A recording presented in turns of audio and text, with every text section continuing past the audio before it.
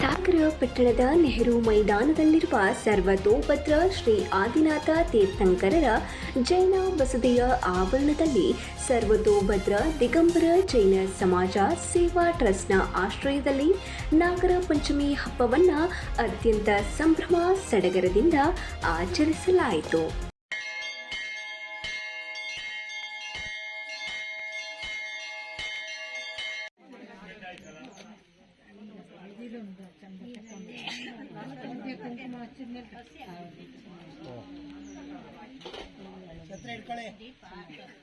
ಈ ವೇಳೆ ನಾಗರ ಪಂಚಮಿ ಸಂಪ್ರದಾಯ ಜೈನರ ಕೊಡುಗೆಯಾಗಿದ್ದು, ಪ್ರಕೃತಿಯ ಆರಾಧನೆಯೇ ನಾಗರ ಪಂಚಮಿ.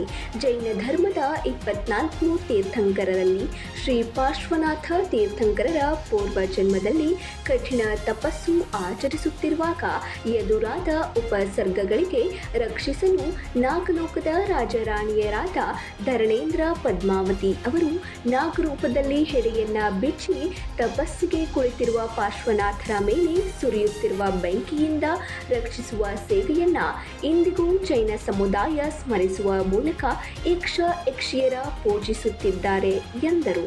ಪ್ರಥಮವಾಗಿ ಶ್ರೀ ಆದಿನಾಥನ ತೀರ್ಥಂಕರರ ಜೈನ ಬಸದಿಯಲ್ಲಿ ಜಿನಬಿಂಬಕ್ಕೆ ಪಂಚಾಮೃತ ಅಭಿಷೇಕ ನೆರವೇರಿಸಲಾಯಿತು. ನಂತರ ನಾಗರ ಪಂಚಮಿ ನಿಮಿತ್ತ ವಿಶೇಷವಾಗಿ ಜೈನ ಬಸದಿಯ ಆವರಣದಲ್ಲಿರುವ ನಾಗರ ಬಿಂಬಗಳಿಗೆ ಕ್ಷೀರಾಭಿಷೇಕ, ನೈವೇದ್ಯ, ಅರಿಶಿಣ, ಬಾಳೆಹಣ್ಣು, ಕಾಯಿ ಸಮರ್ಪಣೆಯ ಮೂಲಕ ನಾಗರ ಪೂಜಾ ಕಾರ್ಯವು ಜರುಗಿತು.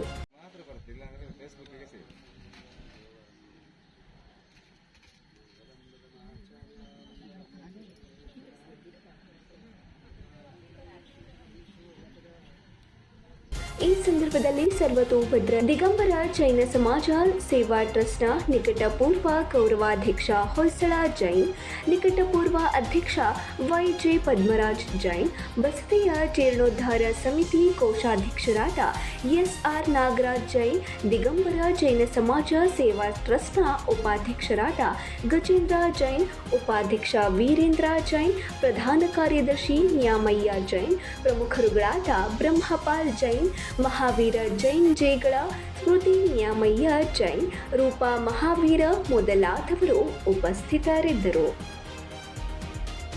ರವಿ 9 ಲೈವ್ ನ್ಯೂಸ್, ಸಾಗರ.